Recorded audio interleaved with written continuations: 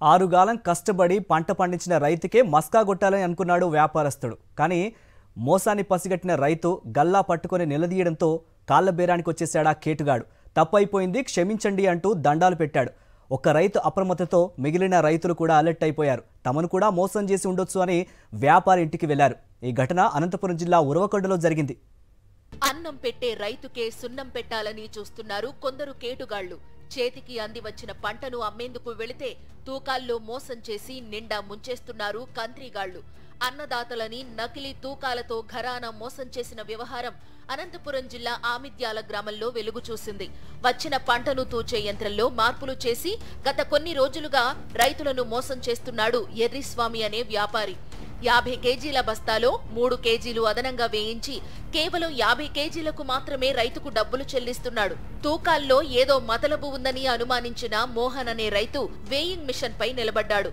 దీంతో తన బరువు కంటే 3 కేజీలు అదనంగా చూపించడంతో రైతుకు అసలు విషయం అర్థమైంది. తప్పుడు తూకాలతో వ్యాపారి ఎర్రిస్వామి మోసం చేస్తున్నాడని మోహన్ మిగిలిన రైతులకు సమాచారం ఇచ్చాడు.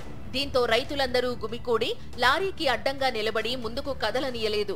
ఇక రెడ్ హ్యాండెడ్ గా దొరికిపోయిన వ్యాపారి ఎర్రిస్వామి తప్పు ఒప్పుకొని కొనుగోలు చేసిన పంటకు అదనంగా డబ్బుని చెల్లించాడు.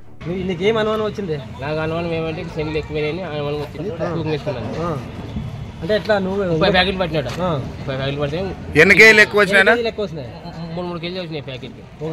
50 కేజీల ప్యాకెట్కే 3 కేజీలు ఎక్కువ. అంటే 53 కేజీలు కాదు 50 వచ్చినాయి.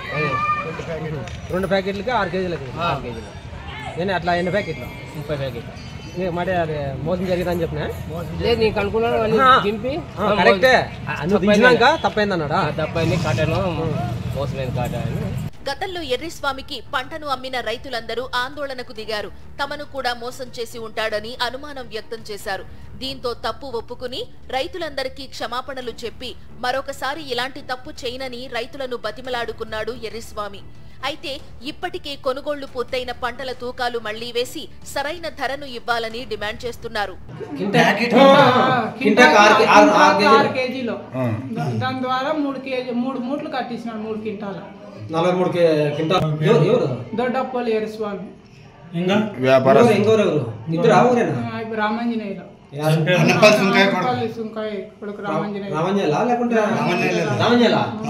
ఎన్నో కష్టాలు పడి పంటను పండించుకుంటే కనీసం మద్దతు ధర ఇవ్వకపోగా తూకాలలో అవకతవకలు చేయడం ఏంటని వ్యాపారి తీరుపై మండిపడుతున్నారు రైతులు.